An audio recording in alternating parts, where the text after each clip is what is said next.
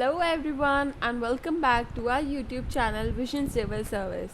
As you all know, my name is Lakshita and I'm a faculty of Political Science and Current Affairs with Vision Civil Service.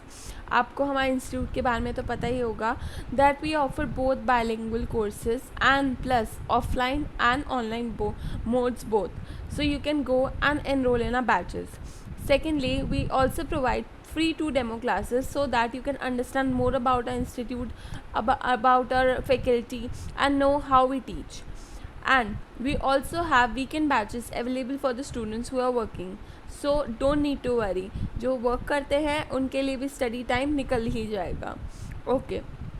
So as you all know, we were discussing about constitutional and non-constitutional bodies.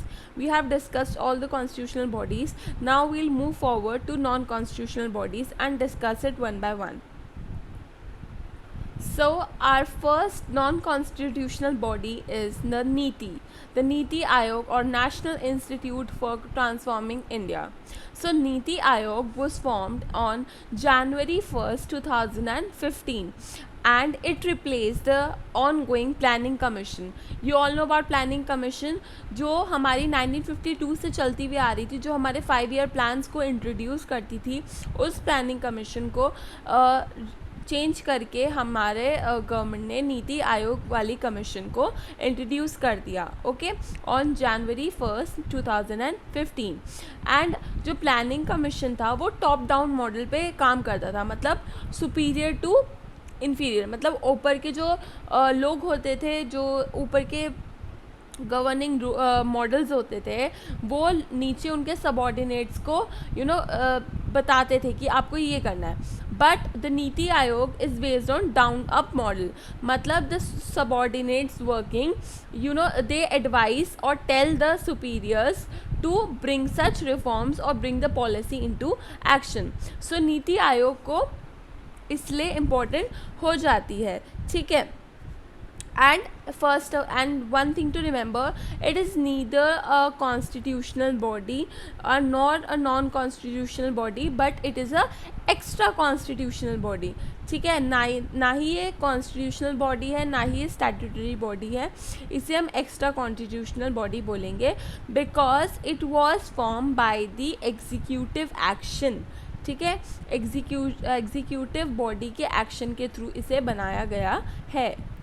Secondly, नीति आयोग को हम think tank भी बोलते हैं. क्यों बोलते हैं? Because it provides directional and policy inputs to the government कि आपको ये काम करना चाहिए, आपको ऐसे आप अगर काम करेंगे, ये पॉलिसी इम्प्लीमेंट करेंगे, कुछ ऐसी स्ट्रैटेजीज़ लाएंगे तो वो क्या काम करेंगी, हमारे लिए रेलिवेंट होंगी centre as well as states दोनों के लिए.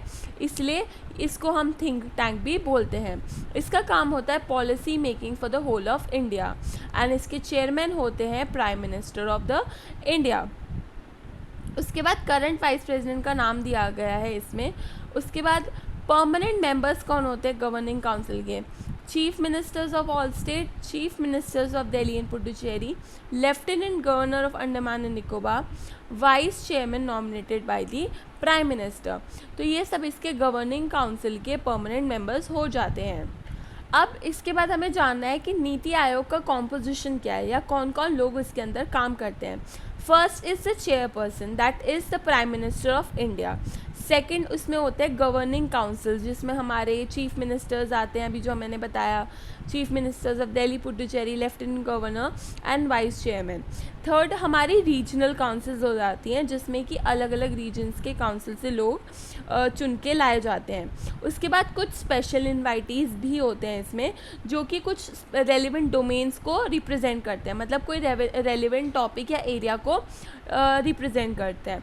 और उसके बाद आते हैं फुल टाइम ऑर्गेनाइजेशनल फ्रेमवर्क वाले लोग, जिसमें कि vice chairperson, other members, part time members, फिर कुछ एक्स ऑफिशियो मेंबर्स हो जाते हैं और सेक्रेटेरिएट आ जाता है. इसके बाद इसमें कुछ स्पेशलाइज हाउसेस भी होते हैं, जैसे कि इसमें रिसर्च विंग एक होती है जो कि रिसर्च करती है, थिंक टैंक का काम करती है, कुछ कंसल्टेंसी विंग होती है, फिर टीम इंडिया विंग होती है जो इंडिया के कंसर्न्स को, इंडिया में जो वॉइसेस हैं उसको सुन सकें हम, ठीक है, लोगों के हित के बारे में हम जान सकें, उनका क्या व्यू पॉइंट है उसको जान सकें, वो होती है, ठीक है। तो ऐसी बहुत सारी बॉडीज़ इसमें होती हैं। अब कुछ ऐसे प्रिंसिपल्स हो जाते हैं जिस पे जो नीति आयोग है वो काम करती है, कुछ गाइडिंग प्रिंसिपल्स जो कि बेसिक है for the working of NITI आयोग। उसमें सबसे पहला हो जाता है अंत्योदय, मतलब हम सर्विस प्रोवाइड करें और अपलिफ्टमेंट करें पुअर की, मतलब जो डाउन ट्रोडन है हमारी सोसाइटी में या मार्जिनलाइज पीपल हैं उनके लिए हम क्या सर्विस कर सकते हैं, उनकी अपलिफ्टमेंट के लिए हम क्या काम कर सकते हैं। अंत्योदय का जो आइडिया था वो किसने दिया था, पंडित दीनदयाल उपाध्याय ने, उसी को प्रमोट करती है हमारी नीति आयोग। उसके बाद है इंक्लूजन, मतलब हम कैसे इंक्लूड कर सकते हैं हमारी वनरेबल मार्जिनलाइज सोसाइटीज़ को, मतलब सबके बीच में इक्वालिटी मेंटेन करके, कोई inequality gender, caste, religion, caste के बेसिस पे ना करते हुए एक इंक्लूसिव सोसाइटी बनाने का काम है नीति आयोग का। उसके बाद हम इंटीग्रेट और डेवलप करते हैं विलेजेस को, जो कि नीति आयोग का एक इम्पॉर्टेंट काम हो जाता है कि वो कल्चर को, एथिक्स को और विलेज की जो रूट्स हैं उसको कैसे इंटीग्रेट करके बचा के रख सकती है। उसके बाद कुछ ऐसे एरियाज़ होते हैं जो हमारे मेन लैंड से डेमोग्राफिकली डिवाइड रहते हैं, तो उनके अपलिफ्टमेंट के लिए, उनके एम्पावरमेंट के लिए, जैसे नॉर्थ ईस्ट एरिया हो गया, ठीक है, तो वो रीजन क्योंकि डेमोग्राफिक या जोग्राफिकल कंडीशंस की वजह से थोड़ा सेपरेट हो जाता है हमारे मेन लैंड से, तो उसके अपलिफ्टमेंट के लिए चीज़ें। उसके बाद पीपल पार्टिसिपेशन कैसे होगा, लोगों को मेन फील्ड में कैसे लाया जाएगा, उनकी बातें कैसे सुनी जाएगी वो।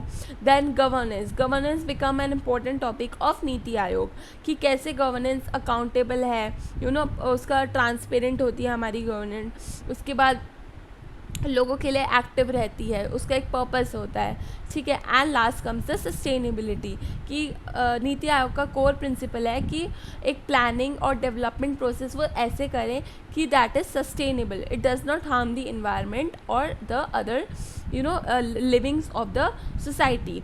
And the most important point come of cooperative federalism, मतलब जितने भी हमारे फेडरल फॉर्म है गवर्नमेंट में उनको हम साथ लेके चलें, ठीक है। तो cooperative federalism also becomes an important point for the नीति Aayog. I hope you are understanding and please to like, share and subscribe our channel, because हम ऐसी शॉर्ट वीडियोज़ आपके लिए लाते रहेंगे, one topic at a time वाली, ठीक है, जिससे आप इजीली फटाफट टॉपिक को रिवाइज कर सकें और आपको ज़्यादा बुक्स एंड उसमें घुसना ना पड़े, okay. And as I tell you every time, अगर आपको कोई भी टॉपिक में डाउट है या you want any topic to be discussed with you, so please comment down below and we will discuss the topic with you, okay. Be safe, prepare well for your exams and keep going. Bye bye.